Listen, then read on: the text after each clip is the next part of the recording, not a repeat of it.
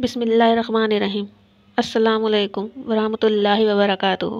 रोज़ाना ऐसी अच्छी जानकारी के लिए मेरे चैनल मोटिवेशनल स्पीकर को सब्सक्राइब करें। साइकोलॉजी कहती है, ये बात समझ गए तो जीवन बदल जाएगा।